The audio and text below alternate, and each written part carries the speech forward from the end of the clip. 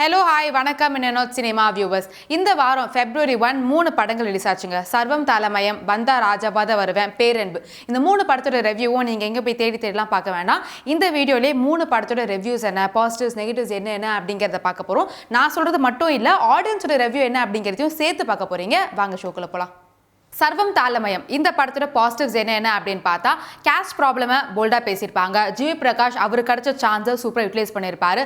AR Rahman இந்த படத்தோட soul அப்படின்னு சொல்லலாம். நெடுமுடி வேணு இந்த படத்தோட pillar of the strength and direction இந்த படத்தோட ப்ளஸ். சினிமாட்டோகிராஃபி ரவி யாதவோட சினிமாட்டோகிராஃபி இந்த படத்தோட ப்ளஸ். இன்டென்ஸான நரேஷன், ரொம்ப எமோஷனல் ஃபீல் கொடுக்குற ஒரு படம்.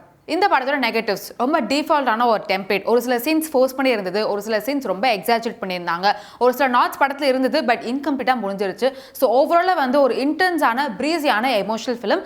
இந்த பாசிட்டிவ் நெகட்டிவ்ஸ் இல்லாமல் ஆடியன்ஸோட ரெஸ்பான்ஸ் என்ன இந்த படத்துக்குன்றதை பார்த்துருங்க.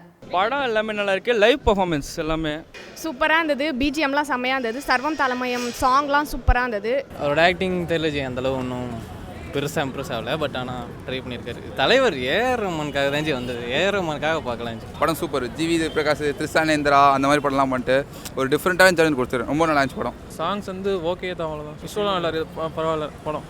பேரன்பு இந்த படத்தோட ஒரு பெரிய பாசிட்டிவ் இந்த படத்தோட டைரக்டர் ராம். இந்த படம் எடுத்து பார்க்குற ஆடியன்ஸோட நமக்கும் நடிச்சிருந்த ஆர்டிஸ்ட்டுக்கும் வந்து ஒரு பெரிய ஃபேவர் பண்ணியிருக்காருன்னு சொல்லலாம். இந்த படத்தை நடிச்சிருந்த கேஸ்ட் மம்முட்டி படத்தோட பெரிய ப்ளஸ். மம்முட்டி இந்த கேரக்டர் ரொம்ப சூப்பராக பண்ணியிருக்காரு அப்படின்னு சொல்கிறத விட மம்முட்டி அப்படிங்கிற ஆக்டரை ஆடியன்ஸுக்கு கொடுத்துருக்காரு இந்த டேரக்டர் அப்படின்னு சொல்லலாம். அண்ட் இந்த படத்தில் நடிச்சிருந்த சாதனா இவ்வளோ சின்ன வயசில் ஏர்லி ஸ்டேஜ் ஆஃப் ஃபிலிமில் இவ்வளோ சூப்பரான ஒரு கேரக்டர். மம்முட்டிக்கு ஈக்குவலாக ஒரு சில சீன்ஸில் மம்முட்டியை விட இவங்களை நம்ம அதிகமாக பார்க்க வேண்டியதாக இருக்குது. அண்ட் இந்த படத்தோட இன்னொரு பெரிய ப்ளஸ் இந்த படத்தோட மியூசிக் அண்ட் இந்த படத்தோட சினிமாட்டோகிராஃபி.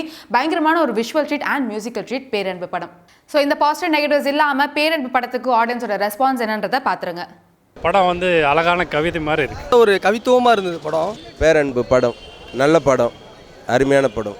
படமே ஹைலைட் தான். ஒவ்வொரு ஃப்ரேமும் ஒவ்வொரு ஷார்ட்டும் ஒரு யோசிச்சு வச்ச விஷயமும் எப்படி உங்களை அறியாமல் நீங்களே கை தட்டுவீங்க, உங்களை அறியாமல் சிரிப்பீங்க. அந்த 2 கேரக்டர்ஸோட நம்ம இருக்கிற மாதிரியே இருக்கும் படம் பார்த்தா. சூப்பராக இருந்தது படம். ஒட்டு மொத்தமாக செம்மையாக இருந்துச்சு. கதையை வந்து நான் நேரேட் பண்ணாலே உங்களுக்கு வந்து தப்பாக பார்ப்பீங்க. அந்த மாதிரியான ஒரு படம். இது எப்படி வந்து ஹேண்டில் பண்ணார், கதையை எப்படி முதல்ல ஓகே பண்ணாருன்னு எனக்கு ரொம்ப சந்தேகமாக இருக்குது. ஒரு மனநல பாதிக்கப்பட்ட குழந்தை வளர்க்குறதுக்கு ஒரு அப்பா படுற கஷ்டத்தை சொல்லியிருக்காங்க.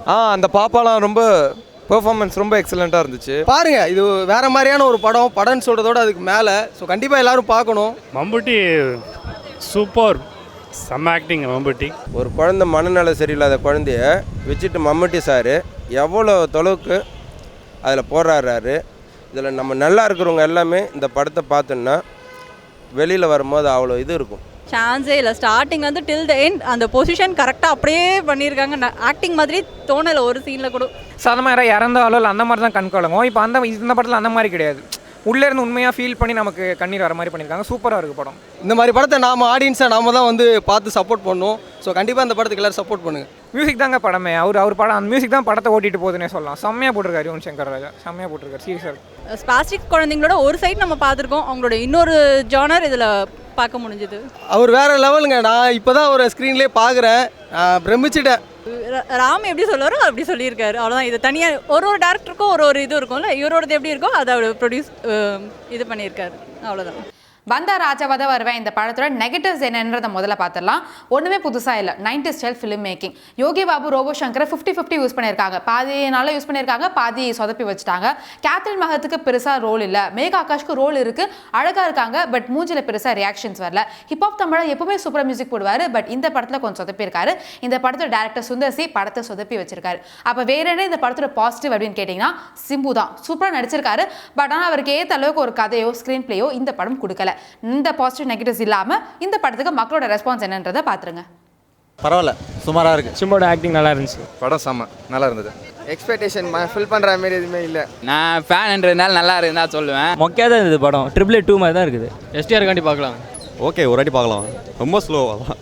செகண்ட் ஹாஃப் ஃபர்ஸ்ட் ஹாஃப் எல்லாமே தலை வெளியிற மாதிரி ஆச்சு. பிஜிஎம் சரியில்லை. ரொம்ப போர் தான் அடிக்குதா.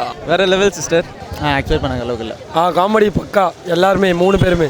ஆதிலாம் மியூசிக் அவர் ஏங்க இப்படி பண்ணார், ஒரு மாதிரி ரொம்ப ஒஸ்ட்டாக இருந்துச்சு. மியூசிக் போட வேண்டாம்னு சொல்லிடுங்க ப்ளீஸ். படம் வந்து ஏதோ ஆம்பளை படத்தை ரீமேக் பண்ண மாதிரி இருக்கு.